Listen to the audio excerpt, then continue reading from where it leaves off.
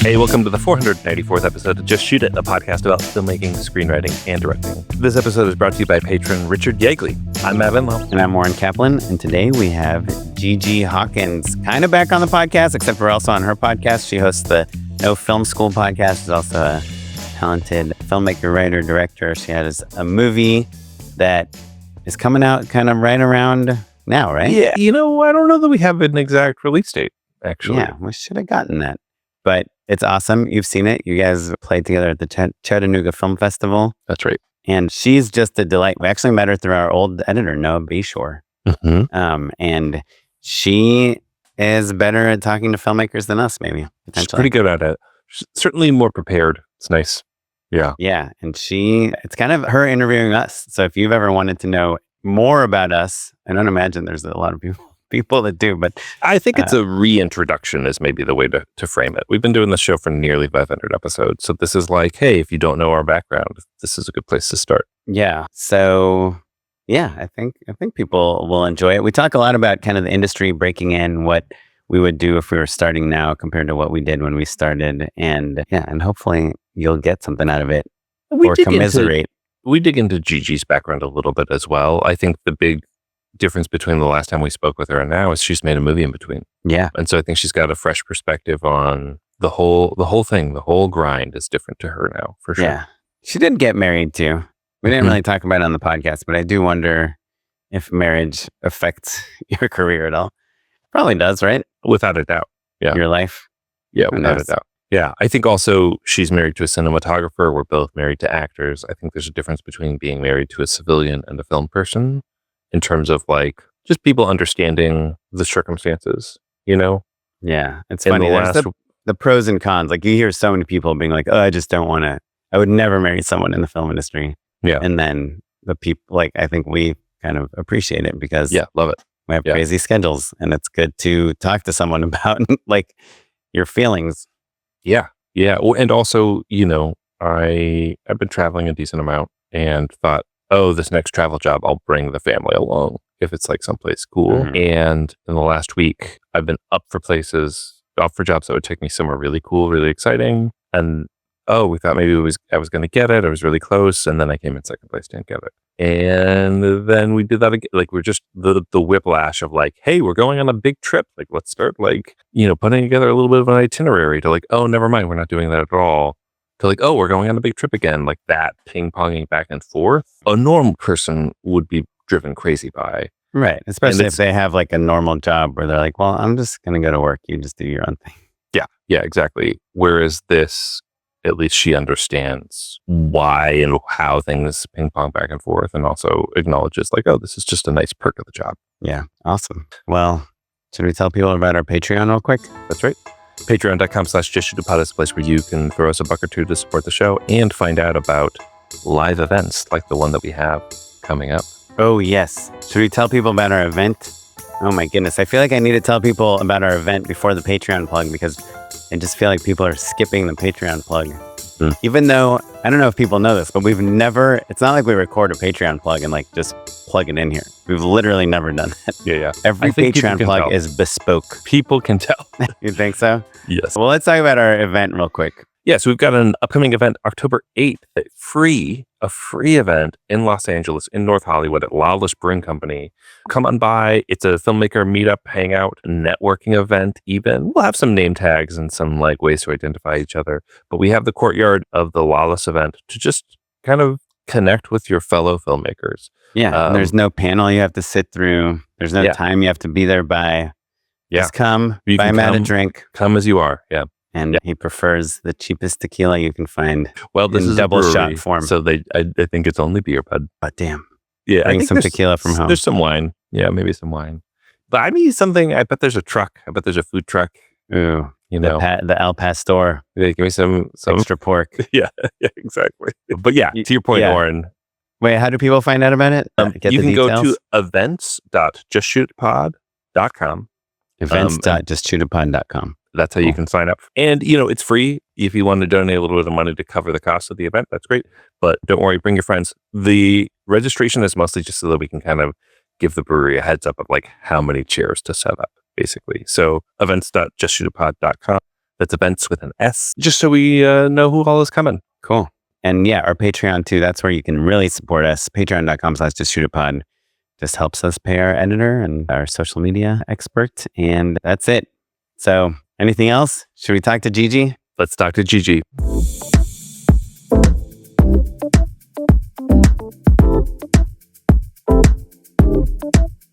It is my pleasure to have you guys on the No Film School podcast, so we can turn the mic on you guys, and let's just start with how you got your start. I always love to take people back to like, who are you? Who are you? Oh, how we got pre-podcast? Yeah, pre-podcast as filmmakers. Like individually or together? Well, I do want to hear the meet cute, so we could start. Yeah, which I mean, unless you were born together.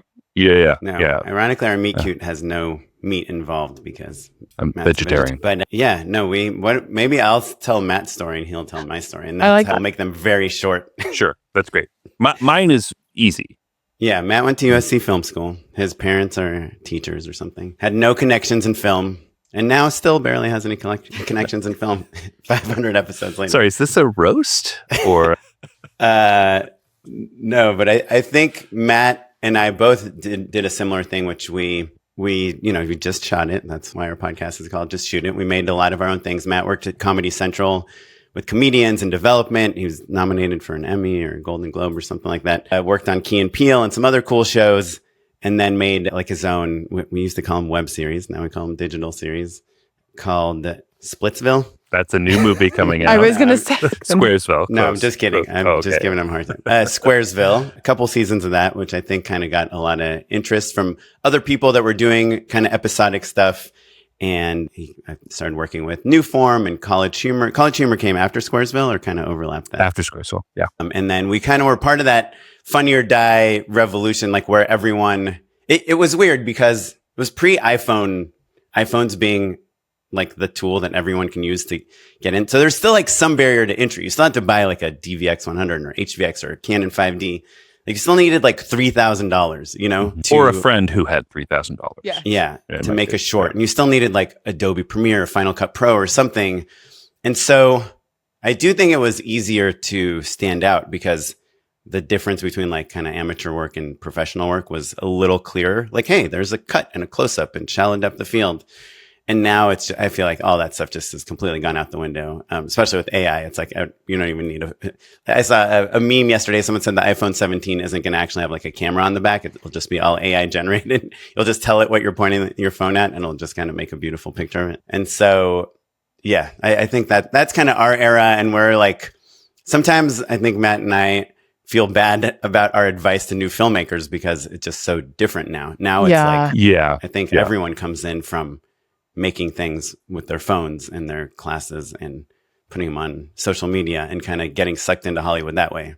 That does feel, you guys are in like the last era of like good internet and creative internet. And now we're in just sort of like a depressing slog. I think that credit where it's due. There is really interesting work on TikTok. Like video essays are incredible now in a way that like we didn't have that vocabulary or even that form when we were starting. I think like conversational sort of like didactic explainer videos, I think are a worthwhile form, but they don't stand out in the way, no one's going to watch your awesome explainer video and say, hey, let's give that person a movie. Except for the guy that did Every Frame of Painting. He got Tony Zhao got a Netflix show. Sure. And the guy that was on our podcast that like analyzed Batman, remember, he got a movie. God, I can't believe I'm forgetting his name. There Lessons from a Screenplay. Gigi, help us out. Yes, Lessons from a Screenplay. What's his name? It is. I'm looking at it. Yeah, I mean, there are I think the nerd writers Did he get a movie? Well, he told us that he had Michael all these Tucker. meetings with Michael Tucker with all these studios. They're like, you're so good at figuring out what makes a movie good. Can you write a movie? Which is a different thing. Yeah.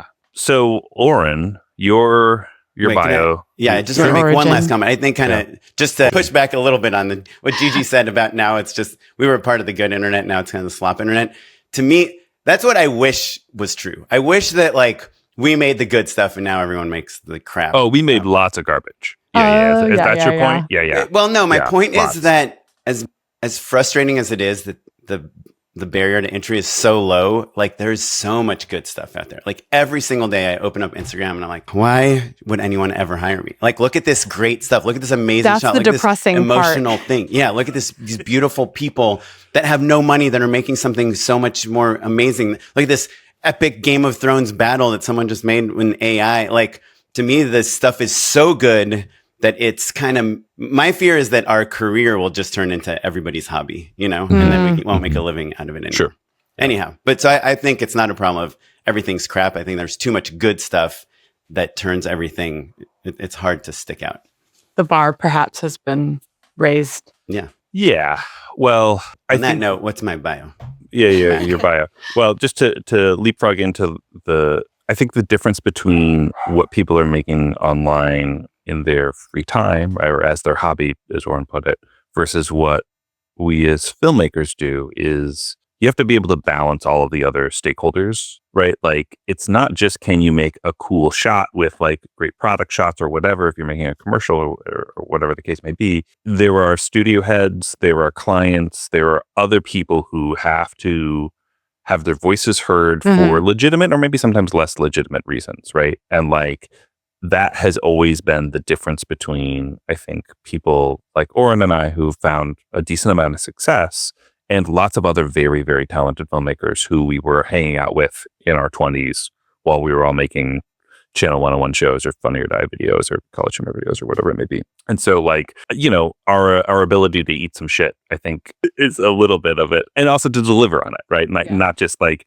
take it with a smile, but being able to synthesize whatever that note may be. Maybe it's a good note, maybe it's a less good note, and turn that into something that still gets over salt, basically.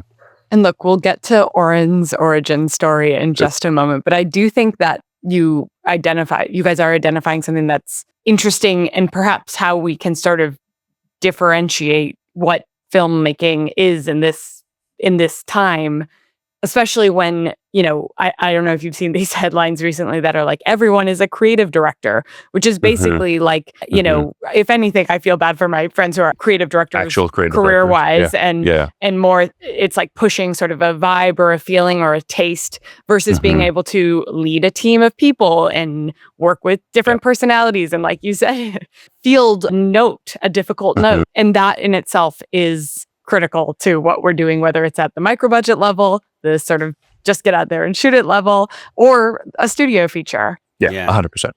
I do think that like we haven't really talked about this on our podcast yet, but I've kind of come full circle on my advice to new filmmakers. When we first started the podcast, we told people they should probably move to LA. And I do think there's a lot of people that move to LA because we said you should move to LA. I mean, it's a lot of pressure. They look you in the eye. Literally, people would be like, "Hey, can I meet you for a coffee? I just moved to LA because of your podcast. Oh no! And can you tell me how to get a job?" But then I think over the last few years, obviously COVID affected everything, but we kind of have made it like, you really don't have to live in LA at all. But now, just in the last couple months, I think my new advice is it's not that you have to move to LA. It's that what will differentiate the kind of the filmmakers with a long career from the people that have trouble breaking in, even if they make really great stuff, is kind of landing in a film community where they're like in the same room and they're learning how to do cool effects with each other, or recording funny songs, or finding like comedic vibes, or discovering a new tone. And now I know like Paramount they just announced it starting in January. They're going to be like 5 days in the office. And if you're not down for it, then here's your severance. Yeah. Pay, and I think, like, to me, that's like the exciting change in our industry, is that like there's going to be some encouragement for people to be in the same room again. And then that is actually a barrier of entry, Yes. Some barriers are nice if you want an industry where people can make a living, Yeah. Because it limits the unlimitedness of it all. Maybe stepping out of barriers to entry, to me, it's also like congregation and cross-pollination are what are important. And like whether that's Los Angeles or New York or your film community in your small town, the nice thing about major markets is that we can sustain ourselves. And so there's a larger group of people who can all kind of interact with one another, because, you learn more from your peers than you do from any other avenue at all, for sure. I'm still spending all of my money paying off film school. And, the people that I've learned from by far are the fellow crew members, basically. Yeah. I mean, Matt, you learn a lot from me, I feel like. Sure. Every day. That is the reason we do the show, though, right? Is to get to learn from other filmmakers. Right. It's a selfish act, and as much as it is a altruistic one. And the other side of the just building your community, building your network, and then being present in whatever community that is, that cross-pollination of just, I walk outside yesterday, Silver Lake, run into my friend who's also a director who's walking her dog, and she's like, "Oh, you should meet like so-and-so at Scott Free. Yeah. Like, I'll put you in touch." Like that kind of stuff. It just comes from existing and being out in the world, or but hold on, I want to dissect that a little bit. It's not just, oh, you should meet this other person. It's someone at Scott Free. Yeah. Do you know what I mean? So that's the difference. Ridley Scott's company. Ridley Scott. Right? Or do they make the paper towels? they do both, I think. Yeah, sure. Yeah. He absorbs everything. But like, that's the difference, right? Yeah. Like, oh, I'm going to introduce you to someone at Sir Ridley's company is different than like, hey, come to a cool screening. You know what I mean? And both are valuable, but the proximity is the thing that we're paying a premium for. Yes. Yes. Yesterday, I went to a screening of Paul Thomas Anderson's new movie. Oh, yeah? The Q&A was moderated by Steven Spielberg. Oh, my gosh. Spoiler alert, I did not get in. Oh, no. Which is frustrating. But the fact that I almost got in is pretty cool. Yeah. And that you also, were 100 feet from Steven Spielberg. Yeah, and Matt and I think, didn't we see Spielberg there? At the DGA last year. Really? Yeah. Or two. Yeah. It might have been 2 And years just to ago. be in his presence, you don't even have to talk to him. He is surprisingly unimpressive. Which makes me love that even more. He's just like, You're like, is that somebody's grandpa? Yeah, that's actually what made me fall in love with Ben Affleck, is hearing him talk about his filmmaking. He's like such a kid. He's like, and then we got the Steadicam. I mean, it was so cool. We moved, and like, I love normal people. Yeah. Anyhow. Yeah. I will say, I think I maybe have told this anecdote on the podcast before, but when Oren and I were at the DGA it was like the night before the DGA awards, and then the Oscars were right Meet the after that. nominees. So it was you're meeting the nominees. So it's like it's a murderer's row of, it was like the year the Tar came out, Everything Everywhere All at Once. The Daniels were there. And Joe so Kosinski, I saw the moment that Daniel Kwan realized he was going to have to sit next to Steven Spielberg. I saw that him, like, they're all just like walking, and then he realizes, like, oh, that's my chair next to Steven Spielberg. And I just saw, it was just a tiny little thing, just a little smile to himself. And then he sat down. I didn't get to talk to him about it, but I talked to Shiner about it afterwards. And he said that he had realized what was going to happen and engineered it so that Daniel Kwan would sit next to Steven Spielberg and not him. Yeah. And then maybe Spielberg for the Oscar too. So. Yeah, there you go. Yeah, that's right. That's incredible. Great. Incredible. Anyway, that's most of like our LA nights are type not stuff. filled with those sorts of experiences, but we're lucky to get them when we have them. Well, let's talk about let's talk about Oren's story. Oren's story. I'll go super quick. And Matt, get this right. Yeah, sure. I'm sure I'll mess. Feel free to embellish. So Oren went to UCLA as a computer science major and liked it very much, and was like an extra basically here and there. He was on Buffy the Vampire Slayer, Seventh Heaven, Sabrina the Teenage Witch. Thank you. And he was like, oh, this is cool. I love movies. This is great. Moved up to the Bay Area, worked as a computer programmer, and then was like basically crewing on the weekends as he was making a great living, and realized, oh, shoot, I want to like work with people, not with computers. Saved up some money, dropped out of tech, moved back down to LA with some gear and like a nice chunk of savings, and just immediately started crewing around, mostly with a group of people from AFI. That turned into a number of jobs, kind of culminating in a job at Disney where he was doing like regular scripted series on the weekly with all sorts of people, including Alison Brie. And that was kind of the beginning of your professional career. And then you realized, oh, wouldn't it be cool if a company paid for people to watch the things that I make?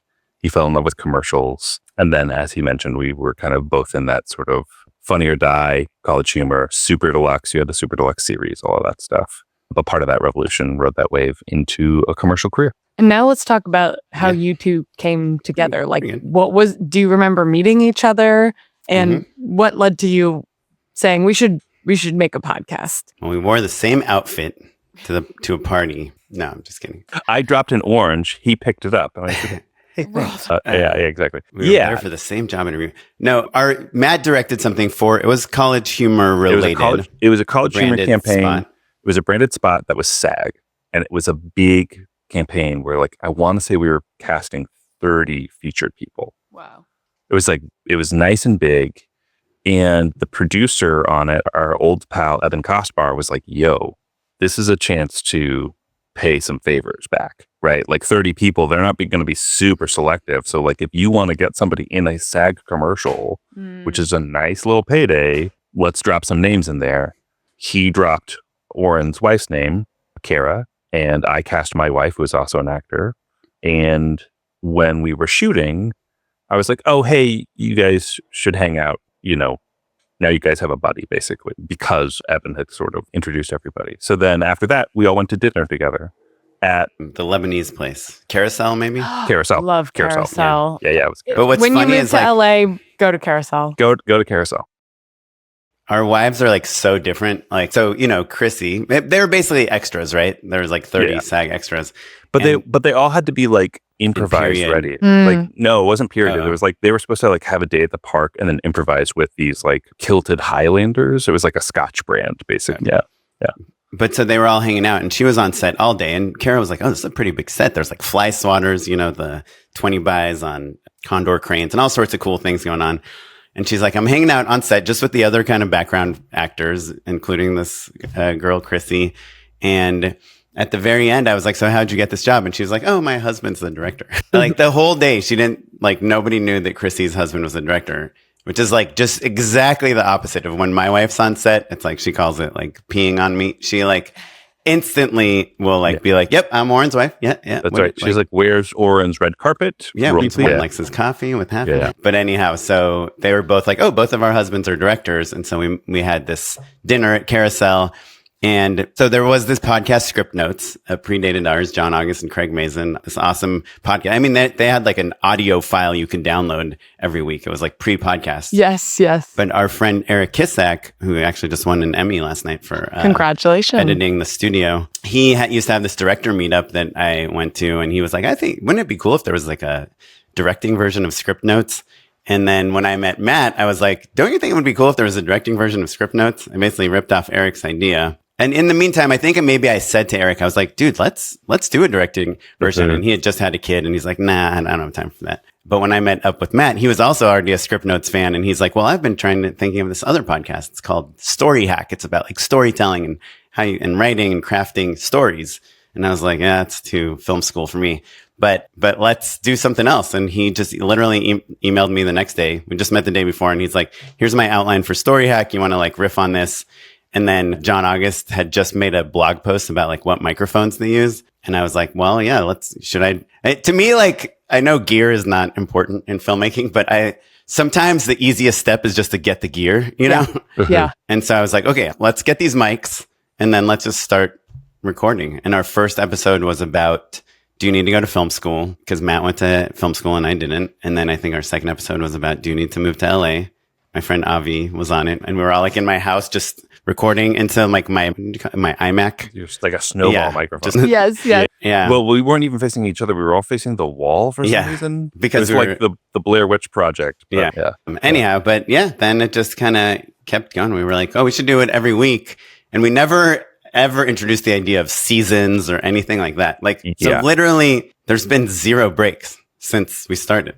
Well, we were not releasing weekly in the beginning. We did not keep a perfect schedule the first couple years, I would say. And then we were like, "Okay, well, we should do this for real." But I think the big valuable takeaway from that long, boring story is that fascinated that we didn't know each other very well. Yes. And I think that really, look, we lucked out in that our personalities click and bounce off of each other in ways that are, I think, a little bit entertaining, Like we lean into our natural personalities, but like we both have roles on the podcast.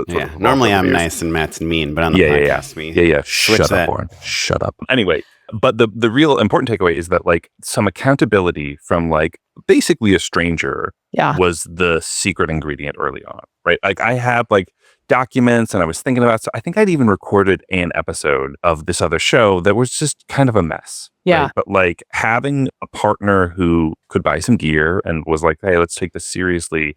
And who I felt like, oh, well, if he bought the gear, then I guess we have to do it now. Yeah. That was the secret ingredient. Otherwise, it certainly wouldn't have happened. I would never. Yeah. If we were Gigi Hawkins, No way. Yeah. there's no. Yeah. One. Yeah. We'd be like, yeah, I'll do it on Thursday. Maybe next Thursday. Maybe Well, the this following is, Thursday. I think, actually a thing that I noticed when I moved to LA and started pursuing writing and directing, that a lot of people say they want to do stuff. And then Sure. I actually made a Channel 101 series called Kind of Flaky, because I was like, Mhm. everyone is like kind of flaky here. And then when you Mhm, meet the mhm. people who actually show up or meet you where you're at and are there, like you hang on to them. And it's interesting how you kind of have to iterate to find those folks.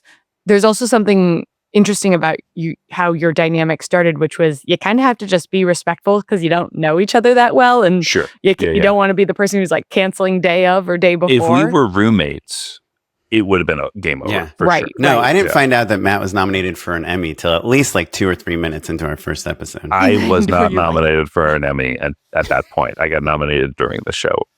Which must have been an What? exciting Are you serious? moment together for you guys to Yeah. share. it's and- very It was memorable. fun. Yeah. Clearly, he remembers it well. well, there is this. Wait, you this weren't working myth- for Comedy Central when we started? You were like already doing your college humor stuff. Yeah, but I wasn't at Comedy Central when I got the nomination. Oh. It was like 2 years after.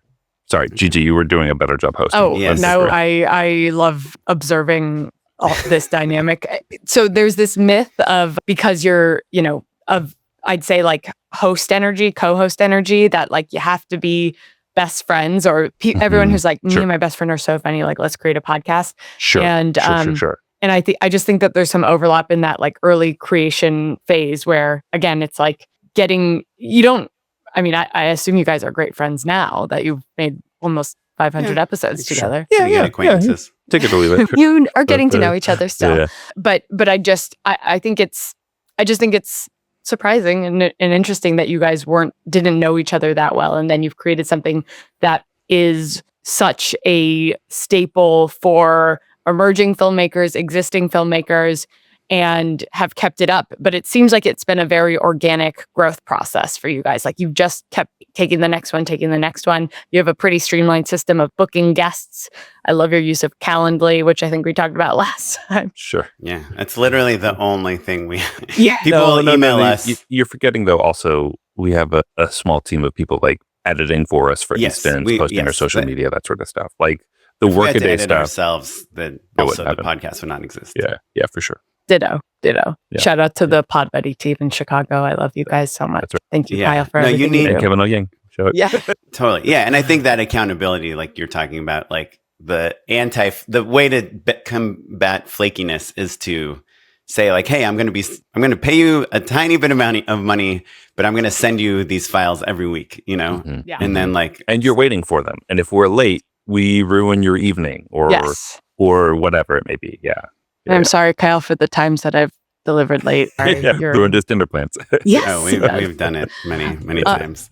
So over the years, you have developed this following, and you touched on the pressure that you feel when people are like, yeah, well, I moved to LA because you told me to, which, by the way, this is a real thing. Like the parasocial relationship with podcasters. I listened to script notes, and Craig and John told me to go to the Austin Film Festival when I had just made one short, and I was like, well, I'm gonna go to the Austin Film Festival. Do you And mean they personally, you wrote in and said it? No, They said, they "Hey, just Gigi, you should told all come." their listeners, but I knew Mhm. they were talking to me, Sure. and I went, and it was like my first step into anything with the industry. And Oh, yeah, that's a special first step though. a special first step. I mean, Yeah. I sat in the back of like a Sure. 400 person conference room and like listened to them and was like, Sure. But Hey, like we're- Austin is a great first festival, I Yes. guess is what I'm trying to say. very Yeah. warm. I think if you're thinking of moving to LA, that might be a good half step because you're just like Mhm. throwing yourself in there and meeting folks. But yeah, talk to me about like your relationship with your listeners and what that looks like. Yeah. I mean, I think it's something where there are a lot of people who are listening to the show because they're emerging filmmakers, but I think that there's an equal number of people who are just looking to commiserate. Water cooler time. And so I think that most of the time when we start interacting with a listener, it just pretty quickly becomes a friendship. Yeah.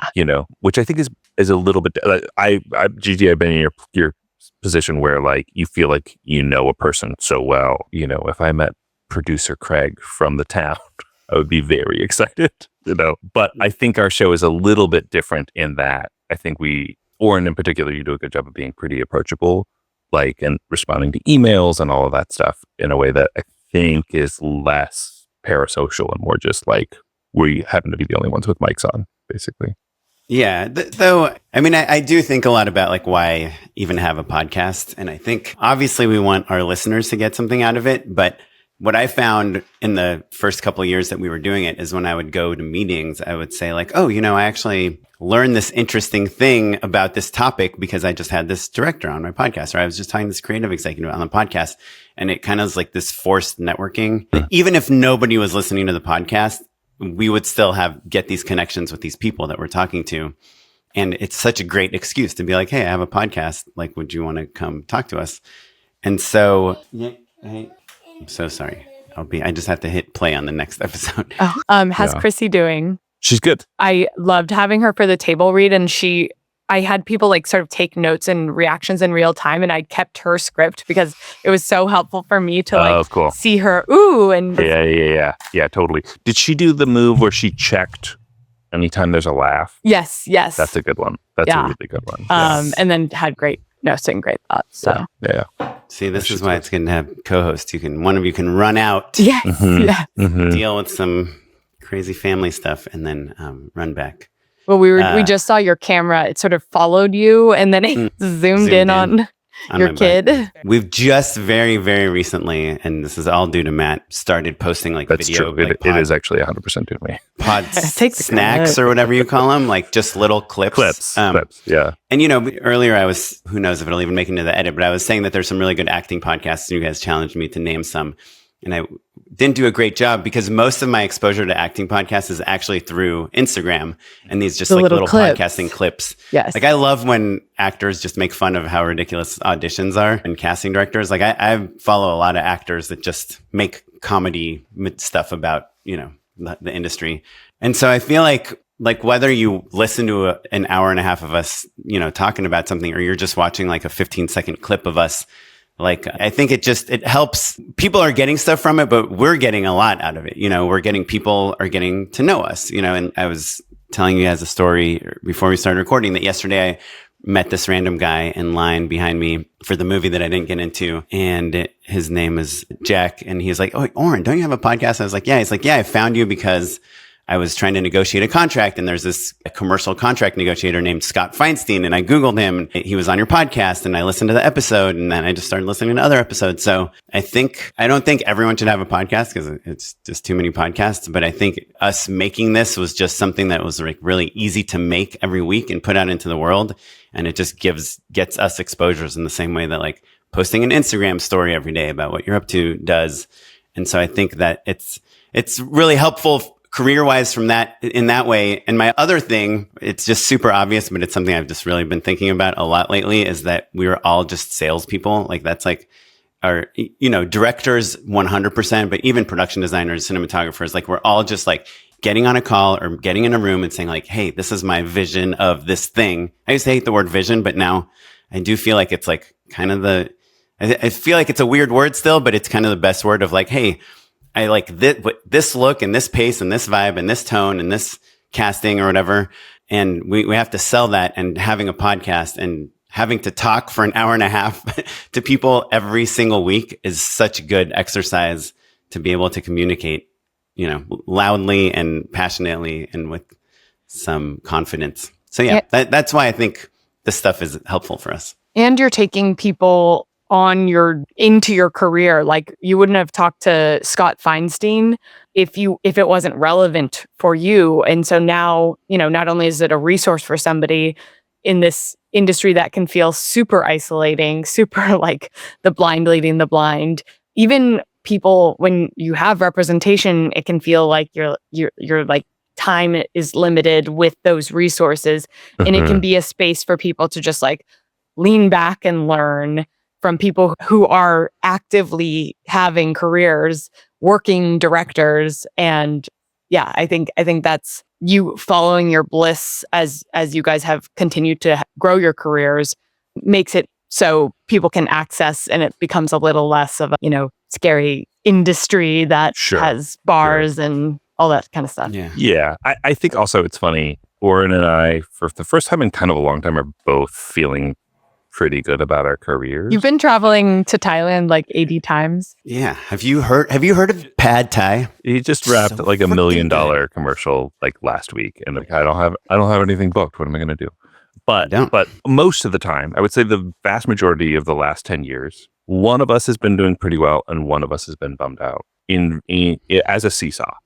And I think that's pretty valuable, because an inadvertent thing was that we realized, we want to illustrate what a career in this business looks and feels like, and how it's a long game, right? Yeah. Like sometimes we're getting nominated for Emmys, and sometimes it's been a couple months since we've worked, And I think to your point about creating community, I think the more that people understand that that's part of the plan, the better, right? Because it's so easy to like take all of this personally and to internalize it. And, we're making money in our careers, but we are still artists. And so our self-worth is tied up in whether we're working more than it should, right, basically. And so if we can help people understand that that isn't a smart or healthy thing, or that it's relatable and that we do it all the time, like maybe that's a little helpful. I don't know. It's so funny how Matt is just talking about the stuff we try to give back to the community, and I'm just talking about the stuff that we get from having a podcast. But I do think I'm a big believer in like a real odd couple over here. The triangulation of Hollywood. Like if you had the best script in the world and you sent it to Javier Bardem and you said, I want you to be the lead, like there's zero chance he would say yes, unless he also saw your movie that premiered at TIFF, or your short, or your agent is friends with his agent. Like the amount of like tentacles that you need to actually make something happen in Hollywood is like pretty, like, I don't think people realize like how having multiple connections is helpful. Yeah. And just having the podcast is like, it automatically gives us like one extra connection. Like we just had, Kat Coiro on the podcast that we talked about. She, was EP on She-Hulk and Matlock, and maybe by some miracle, Matt and I would maybe be up for one of those shows. And the fact that she knew us and had a good conversation with us already gives us like 1% of a better chance of getting that job. I would say 5%, maybe 5%. The numbers don't lie. -2. Some things I said. Gigi, so we had you on the show, like you said, like about a year ago. And since then, we went to a film festival together, not together, but we're by the same film festival. I spent a little bit of time with you. I saw your movie. And I was struck by your ability to move in social spaces, right? Thank you. Yeah, absolutely. And look, wait, what does that mean? Like she's a good schmoozer? Yeah. Not just a good schmoozer, but good on stage, right? Like you had to like announce your film, like you came out on stage, you presented well, right? Like you clearly like were dressed up in a way that's like fun and appropriate for the festival, but like, hey, I'm going to take the stage right now. Yeah. Do you know what I mean? Yeah. Talk to me a little bit about that side of the skill set, and also your expectations for what that was supposed to be entering into film as kind of like a little bit of a second career, right? Yes. It's such a great question. And it's something I've been reflecting on a lot recently. The listeners of No Film School know, and I think I talked about this on the podcast we did. I come from the world of ad sales.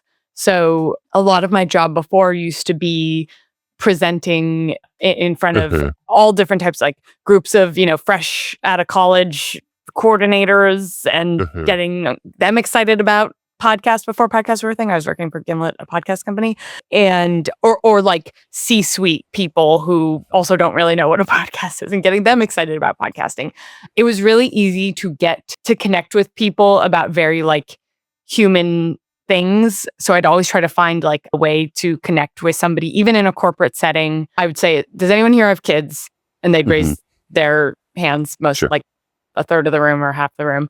And I'd be like, is it impossible to get them to brush their teeth at night? and everyone would be like, yeah, it's so hard. And then I'd be like, And you're well, like, well, that's what ad sales is like. ad sales. Yeah. Sorry, go on. Oh, Yeah. no. And then I'd say, well, like one of our shows is this kids toothbrushing podcast. It's 2 minutes in the morning and the evening and blah, blah, blah, blah.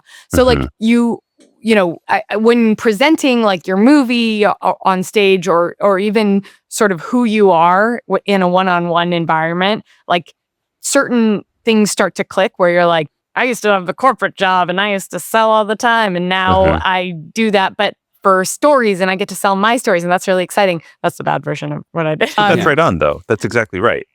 And I think that, look, we all know lots of really talented filmmakers, right? But I think lots of really talented filmmakers who don't know how to do that, right? Like that's the X factor. Right? Yeah. Like it's more, I would take that over like film school any day of the week, for sure. And to be fair, go ahead, Oren. You raised your hand, and then Riverside told us you raised your hand and offered to open a queue. So no. Well, Matt makes fun of me all the time on the podcast because I love talking about Trader Joe's snacks. But that talking about Trader Joe's snacks is literally that. Like who's having a hard time getting their kids to brush their teeth? It's like everyone snacks, everyone eats, everyone is like, excited about chips or Skittles or candy, or some people hate candy and it's weird, And so I think that stuff is, it is a great icebreaker. Is just talking about, your day, like a Labor Day. What the heck is that even about? So yeah, I think there's sounds like you have that, Gigi. An article in the Times about like small talk, how to small talk and finding something to commiserate on. And I think this is actually a really good lesson for, folks who are just coming to LA or whatever industry or going to a film festival for the first time, is like connect as a person and don't talk about the traffic. Do not talk about the traffic. The death. Find something unique that you can get on the same page. And also like if you're kind of testing the waters and this person is giving you nothing, then move on. Like they are not open or receptive. And what was interesting about having this sort of festival season, and we were at the Chattanooga Film Festival, which is an awesome festival, so kind and warm. And it's a lot like, especially when people have connected with the work, and this is sort of like navigating the social space on the other side, like you've screened your film, you're out in the lobby, you're mixing, you're mingling.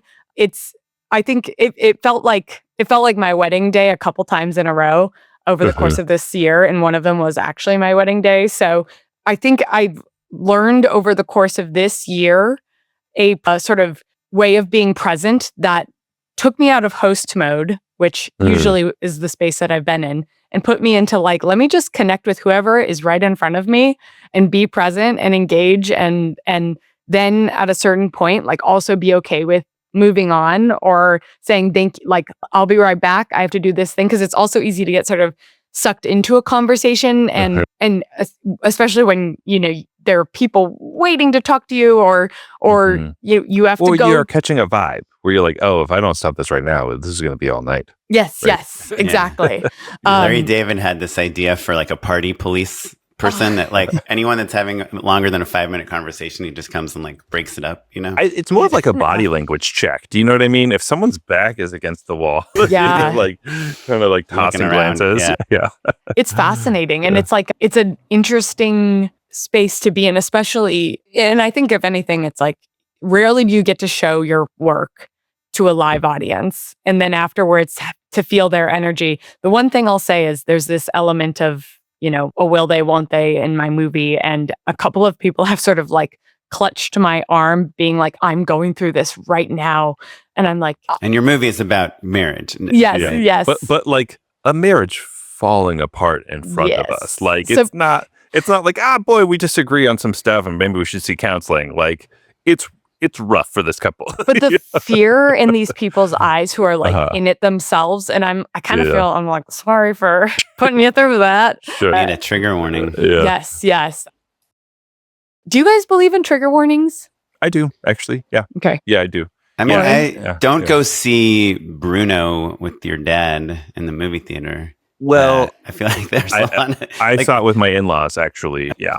And it was fine. I think like, if you are a person who has trauma that's not totally processed, if you genuinely get triggered, you should get a little bit of a heads up. But I think that also like ratings mostly do that, or like Yeah. a trailer, like if you're sensitive to violence or a certain type of aggression or whatever that may be. Yeah. It's Yeah. funny. I have a 9-year-old daughter and a 4-year-old son. And so I'm like constantly trying to figure out if like a movie is appropriate for them or not. Or if they're going to be scared, or if it's, like how many, like my daughter We is can like, offline about K-pop Demon Hunter. later, Oh, or- is it dark? I don't know. But I feel oh, like you haven't seen it? no. Okay. Yeah. Our friend Corey Knopf has seen it over 50 times. Yeah, I bet. Wow. I bet. Wow. It looks pretty good. Anyway. Well, also dad, there's by the this way. element of like you go back to the classics and you're like, well, we're gonna watch insert Mhm. movie from our childhood, and then we're like, that Yeah. was actually really dark. I And watched the the Fox kids and the are Hound. swearing, and Yeah. Fox and the Hound is great. It's like there's a lot of guns in it, like a lot of guns. Like they're like we don't need to go too deep into it, but I was to your point. I had that experience in a movie theater this weekend, basically. Yeah. I Oh mean, my- I think like on Trigger, like you want people to, and not, I don't know. I think you don't want people to be uncomfortable during your movie. And so if there's something that will make you uncomfortable, you might as well not watch it. I want to talk about like your careers right now. Like you guys are, well, we know Oren is working, Sure. and Matt, you might be in a building phase or a recovery phase. Like I said, this is the first time I think we're both working pretty steadily in a long while. Yeah, it's And- great. What does that look like today? Because we're recording this in fall of 2025. It's still a heat wave outside here in LA, but like so many people are writing into no film school and sort of feeling that, will it ever get better? Like, how do I sustain my career? How do I keep things going? And you are two people who are working and also finding time to like create the Just Shoot It podcast on a regular basis. So what does the day-to-day look like? How are you managing your careers and still making time for each other? Sure. I mean, the secret to making a podcast or any other sort of side hustle is that like we record at 8:30. Like we work PM. Yeah. We work night. Gigi, you're the exception to the rule, but in a very literal way, most of the time if a guest cannot make 8:30 PM, which is after both of our sets of kids are asleep, we just don't have them on the show, right? Like unless there's extenuating circumstances, it's just like if they're East Coast based. Spielberg Sorry, was saying, asked me about 8:15, and I was like, sorry, buddy. bro. Can't Yeah. do it. Yeah, Sorry. look, we'll make exceptions, especially if neither of us is booked on something. But so the reason I bring that up is because I think that is true for most people. When I was at Comedy Central and was writing the web series that Oren mentioned before, I would wake up at 5 a.m. and you put in a session before you go to work. And that's a lot easier when you're younger, your body's a little more elastic, you have fewer responsibilities for sure. But I think that there's a consistency in all of the guests that we admire the most, that they're putting in the time, right? Like to Gigi, to your point before, of like people say they want to do things, the people who are actually doing it and making things, it's not a 40-hour-a-week job. Are you saying it's like a 20-hour-a-week job or like a 100-hour-a-week job? I'm saying it's like a 100-hour-a-week job. Okay. Yeah. Just making sure I know what direction we're going. So I think there's that. That's the big part of it. I think that, well, Oren, talk to us about how you're navigating career right now, because it is slightly different the way that we're both. Yeah. It's, I don't mean to mention Kat Coiro twice in the same podcast episode, but she did say But she had a this great thing. episode. So It was a great episode. Well, we had our like pod snack. I don't know why Clips. I'm saying that. The Our term clip. is clips. it always comes back to snacks. So Podcast clips. Yeah. Have you tried the pod snacks at Trader Joe's? The clip of her talking about how becoming a parent made her find her schedule, because it forces you into like, oh shoot, at 8 a.m. I have to take my kids to school. 5 p.m. I have to pick them up. On weekends I have to do soccer and birthday parties and this and dentist appointments. And you're like, okay, so now at 9 a.m. I have to sit at my desk and I have to work solid till noon. And then I have to do like a lunch meeting. And then I have 3 more hours to write or edit or whatever it is, or pitch. I do think it's funny. Again, my daughter's 9 years old. She was born on episode like 125 or something of the show. And I never thought about how kids really help you. I've always thought about how little time we have. And I'd be jealous of these like 20-year-olds that have no commitments and can just go to live on a ranch for like 6 months and write a script while they're there, But having a kid does kind of force you into like the to-do lists and like, hey, I have this time and whatever. I'm like the hardest thing in this in this creative business is to like perfect something before you release it out into the world. But Yeah. when you're on such limited time and you're like, well, however good it is, by the time I have to send it is how good it's going to be. And I think that just kind of like the pressure and the stress. And for me, I like to work on a lot of things at once. And, you know, that saying, like, if you need something done, give it to like a busy person. Yeah. I like to be busy because when I'm not busy, I don't get anything done. But when I have 10 things due, I'm like getting stuff out the door really fast because I just don't have time to worry about if it's good or not. So I don't know if that answers at all your question. What was the question? How are you booking work? Was it? You have reps. Oh, yeah. Where work is coming from. Yeah. I mean, I just like really committed to like commercials pretty hard a couple of years ago. And so if I'm not actively pitching on something, I'm working on my website. I'm posting things on Instagram. I'm doing breakdowns of past shoots and posting that. And people like this dad from my daughter's school yesterday, I was at a birthday party and he's like, hey man, I just want you to know, I like really like respect your Instagram post. I was like, what does that mean? And he's like, I just feel like you're like always excited about being on set and you're always like kind of sharing like fun gear and tricks and things. And he's like, and it's just fun to watch you do that. And so I do feel like that if you're not getting work, just, you know, make your own stuff. I mean, it's so beyond obvious, but the important part of making your own stuff is you have to share it. You have to show it to people. Yeah. You have to put it out in the world. You can't just make stuff without letting people know you're making stuff. Yeah, I agreed with all that. I do want to mention, I want to be sympathetic and tender to the people who are having a hard time, right? Because like the environment is complicated right now.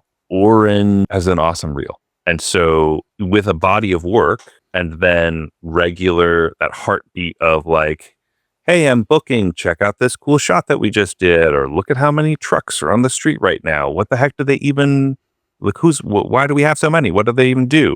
Like those posts all work because he has enough of a war chest of awesome work to be like, when someone's like, oh, we should get somebody to do the celebrity driven stunt action comedy spot, they think of Oren, right? So so if you're an emerging filmmaker who doesn't have that reel yet, that can be hard, right? But I think that there's still, at every level, there still has to be that sort of hustle so that you can get to the next level, up and up and up, right? And that, you know, the saying that the cavalry isn't coming is quite true, right? And that can mean like, hey, you're on your own. And that can also mean like, hey, be smart about the ways in which you generate work. Right. And so I think that the way that we are going to generate income, the way that we're going to generate work, and the projects that we get to work on and get paid to work on are going to change. We are not going back to the boom times of streamers having so many shows that everyone was working all the time. We are overinflated. And there are going to be job losses that are not coming back. And that is awful. But there are more jobs in YouTube now, right? Right. There are opportunities out there. And I think that the really important change for me from a directing perspective was I feel like I had kind of in my head given myself like, oh, well, you know, a job a month is kind of like the average of what I'm aiming for. Right. And that's like a solid living and was good. You know, that felt good. But like if you're aiming for a job a month, you're probably getting 8, 9, 10 a year, right? Right. Do the math. Is that enough to sustain you or not? Is that enough to sustain, you know, a kid in the house in the valley, which is where I'm at, right? And the answer is no. And so I freaked out a little bit. I knew that the strike was coming and went and got a job. Like I went and like started show running for a company called Maiden Network. And before that was like agency side for a year. I like went in and like was a creative director / director. I was still shooting the stuff that I was pitching. Right. But realizing that you don't have to just do a job a month. Right. You can do 2 jobs a month, right? Where our friend Tom Morris, how many jobs has he been on this year, Oren? 30? Like 25. Yeah. Yeah, 25, 30. Yeah. And like, you know, sometimes those are full rate and sometimes they're not. But I can do the math on what sort of income, what sort of lifestyle that's going to lead to. And just knowing that it's out there, that somebody I know who's making comedy commercials like I do is booking that level of work, it was just like a really important reminder to me that like you can go get it, right? And so I had to say to myself, well, what am I going to do that? How do I make that happen, right? And that's going to be different for each person, but you really have to like interrogate yourself a little bit, because I teach acting class at Lee Strasberg, speaking of multiple revenue streams. Not that it's an especially lucrative one, but it's very fun. And I always tell the students that we're playing pro ball, right? And so if you think that opportunities are just going to come to you, they're not. This is not the same sort of game that our parents played, right? Regardless of what your background is, like you don't get to phone it in the way you do it like on office jobs. Sometimes you can just like, if you've been hired for a couple of years and you're tenured and like you call in sick or you don't really feel like being especially productive a couple of days, like you can't do that and expect any sort of result here. Right. Yeah. And so you have to know that you've signed up to be in the NFL. Hustling nonstop. Yeah. That's it. And it's, go ahead, Oren. I do think that's like a little bit of the end of the era of, I just want to work in the entertainment industry. I don't know what I want to do. Yeah. Yeah. Like we've all had those meetings where someone's like, hey, Gigi, do you mind meeting my nephew? He's just moved to LA and he wants to have coffee with you. And you're like, okay, what's up? And he's like, I don't know. I just want to know what I should do. And you're like, well, what do you want to do? And they're like, I'll do anything, you know? And then, well, look, and that you could be a PA, and we all know PAs who have a nice time and like kind of need that time to like learn what a set is and figure things out. And then you see the PA who's like, I'm going to be a producer. Yes. And they're a PA for 6 months, and then they're an associate producer. And, you know, you see them move up really quickly. You know? Or like our friend Bramley, who's now costume designing like the new Jonas Brothers movie, and she did the last Descendants film, and she did like the Connors, you know, the Roseanne show. She just started as a wardrobe PA, and she just was like, I love this. And I'm good at this, and I have opinions on this. And she moved up. But it's, I don't know. I think, like Matt said, it's really hard to just, go apply for a job in the film industry. Yes. Yeah. Well, I really appreciate you both being so candid. And I think one of my takeaways from this conversation is, and you're getting me in the sort of like post-movie lull of still delivering a movie. So like the tiredness in my eyes. Be kind to yourself, Gigi. Yes, yes. But like you went and got it, and then you did the thing, and then the slog of delivering a movie is hard, right? Being in the middle of delivering a movie is a journey in itself. Yeah, you're like, why didn't I get that clearance for him? I know. After going on a honeymoon and literally doing nothing for 2 weeks, just reading and napping, it was boring in the best way. But the only thing that can happen after this is turning on the hustle again. You know, hearing how Matt, you pivoted, Oren, you constantly creating content around what you're doing, which reinfuses and creates a cycle of propulsion. With an emphasis on incredibly easy to create content. Like film a camera setup and put it on Instagram. Oren, you're selling yourself short. Like you'll do little video essays breaking down how the set extension makes this 9:16 edit work when you didn't have the footage for the 16:9 cut. But I guess I'm just saying I'm a subscriber of quantity over quality in terms of putting yourself out there. The more reps you get, you'll have no choice but to get better at what you do. And done is better than perfect. Thank you guys so much for all the work you do just by existing and creating your show. I do feel like our podcasts are in conversation with each other. Did you mean to say in competition or in conversation? I meant to say in conversation. You said conversation. Yes. Oren just heard competition. No, I was expecting you to say competition. I think if you listen to the Just Shoot It podcast and the No Film School podcast, and then throw in script notes and throw in the screenwriter life, you have a robust education of people working in the industry talking at you. And on that note, where can people follow your work if they're not already doing it? You can check me out at Mr. Matt Oren across all social media, especially Letterboxd. And I'm at Kaplan on Instagram, but also we're at Just Shoot It Pod on Instagram. And you should check out our podcast, Just Shoot It. It's on anywhere podcasts are found. I assume Apple Podcasts or Spotify is probably where most people go, but we're even on YouTube. It's not a competition, but it's not a competition. We do have video on YouTube if you want to see. And like literally 100 people are going to watch it. Honestly, I loved the video that we did. So, well, thank you guys for coming on. It was so great chatting with you. Thanks, Gigi. Thank you.